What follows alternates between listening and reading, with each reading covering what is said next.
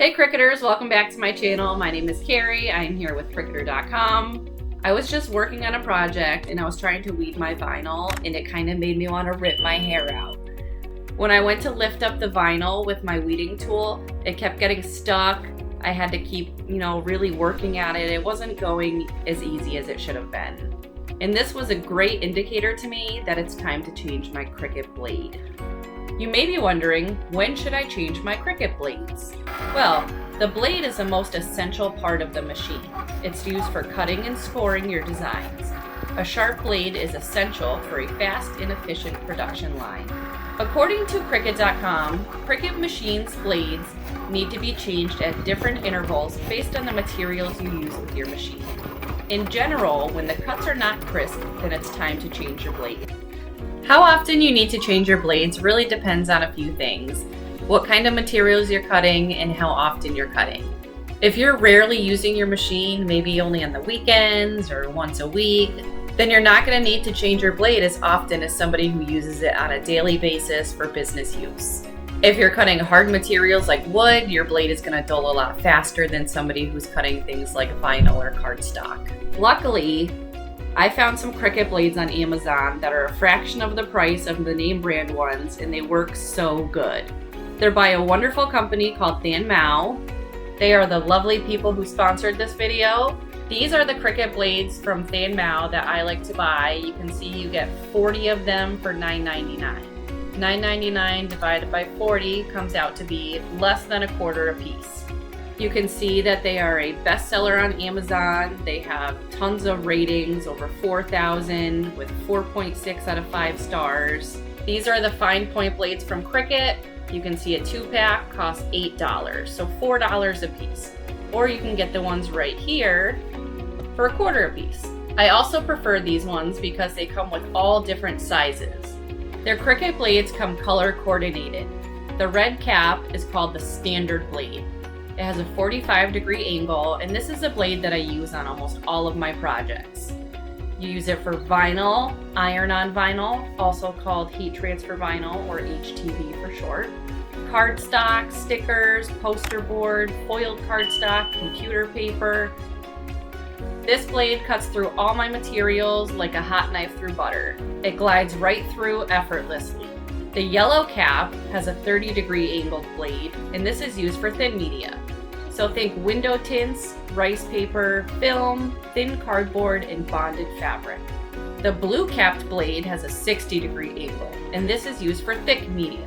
Thick media includes things like magnet, chipboard, stamp material, thick cardstock, foam sheets, cardboard, and some fabrics. So for $10, you can get a 40-pack of these blades in all different sizes, so you can be guaranteed to cut any kind of project that you need.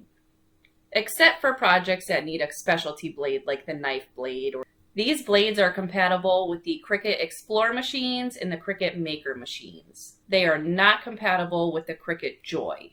I'm going to show you guys how to change your blades. You can see there's 2 spots here. One is labeled A for accessory, one is labeled B for blades. So this is where your blades are kept. We access the blade housing by opening this lever. So pull that open, this pops, and then this comes right out. There's a little plunger on the top of it, so all you have to do is push this, and this comes out. Carefully pull it out,